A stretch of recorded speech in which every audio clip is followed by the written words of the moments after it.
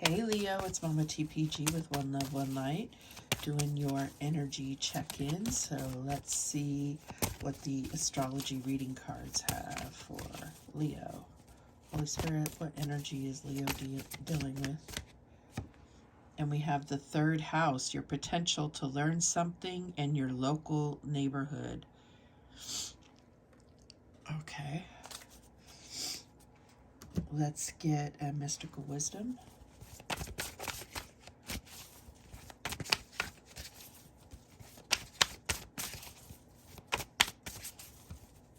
What do we have for Leo? And we have the 7 deadly sins. Let me fix this light. 7 deadly sins. Humanity's destructive traits. So I feel like this is really just talking about what's going on in the world. So not necessarily in your home, but it's all a mirror, right? So I don't usually read from this one, but I'm going to just, for some reason, I feel led to do this one. Let's see here.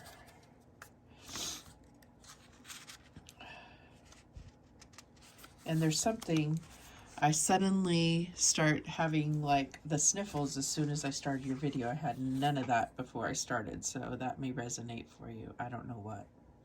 All right, it says, welcome to the world of human nature. The 7 deadly sins are at the root of all destructive behavior. Greed and other negative traits drive harmful human activity that impacts the quality of life on Earth, particularly the environment. It is a lack of concern for the preservation of Mother Earth and all these humans' destructive traits that are leading to the devastation of life on this planet. So what the 7 deadly sins mean? Sloth, with laziness, gluttony, overindulgence, lust, an intense desire for physical and sexual gratification, greed, excessive pursuit of material possessions and power, wrath, extreme feelings of uncontrollable anger, envy, discontentment aroused by another's good fortune, and pride, excessive self-love and arrogance. So I feel like this is something that's going to, this is what's going on in the world and how it's affecting you. That's what I'm getting here. So let's see what else is going on. What's the recent past energy for Leo? And we have the 9 of Swords. So letting that, I think we're all in like a fear of not having control of our lives. And what is that? A fear of not having freedom, right? Fear of not having a say in the decisions that are made for the collective. What is the current energy? And we have 5 of Swords. Who wins? Like, even if somebody's declared a winner, who is winning? Nobody's winning in the situations of the world right now. Like, with all the stuff that we're being shown anyways, there's nobody winning. But there obviously is. It's just not necessarily the average person. So what is the challenge here?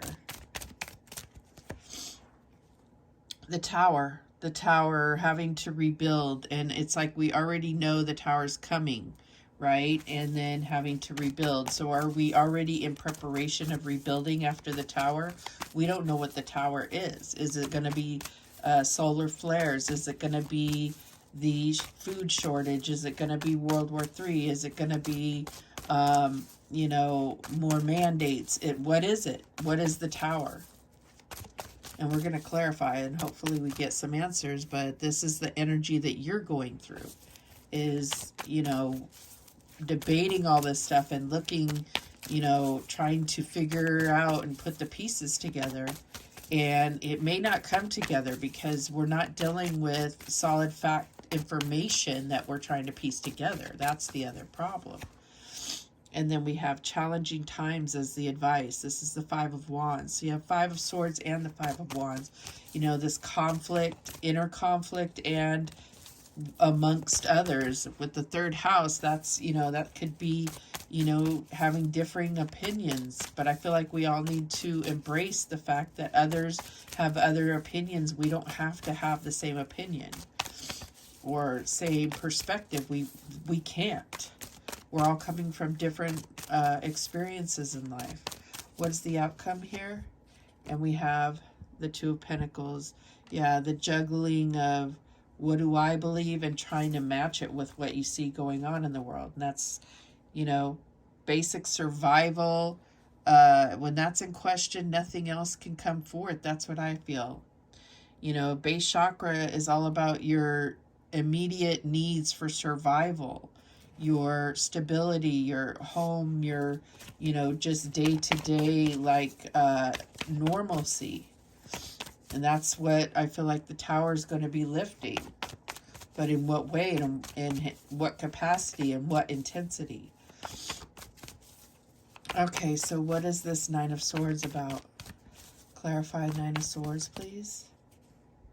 And we have the Ace of Wands, passion ignited. So this is, to me, saying be focused on what you're passionate about and what you can control.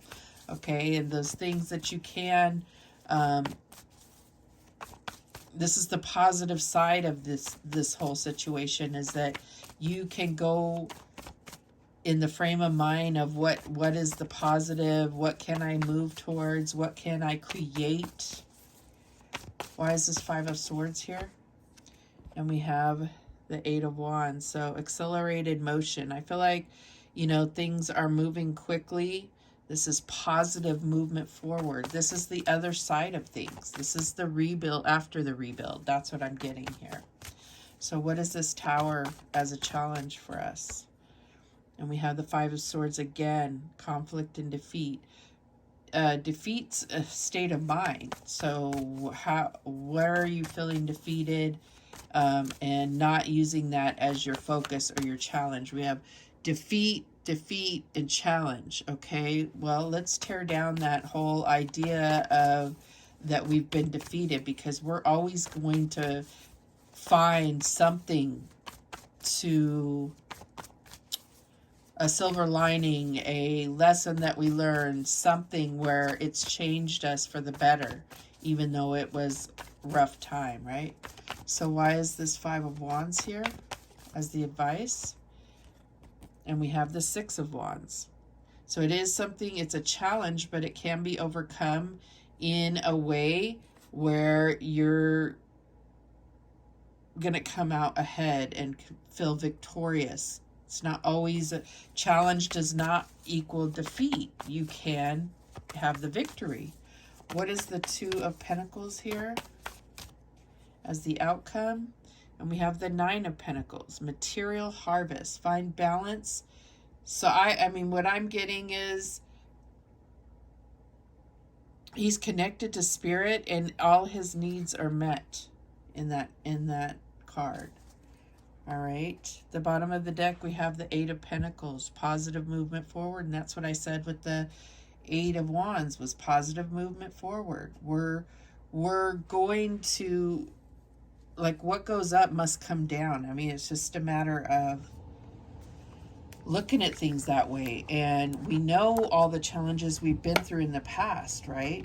And we've had victory over those by continuing on, by harvesting the lessons, by changing our past so that we're not repeating that same thing over and over, which tends to be the way of the collective. All right, let's get some guidance here. We would go further into it, but this is just a quick energy check-in, which is quite complex here, but not really. It's mind over matter. You create your reality, so rebuild not in fantasy land, but on the positive things that you can move forward with. All right, we have present. Journey into the garden to escape the two eternities, the past and the future. Being present. That's how you rebuild. Being present with now, not what if this and why that. Because why looks back. What if looks forward. be present with now, and that's how you're going to create the positivity. You create it now, that's going to create the positive future. We have relax, delight in powdered gold sunshine. So there's a need to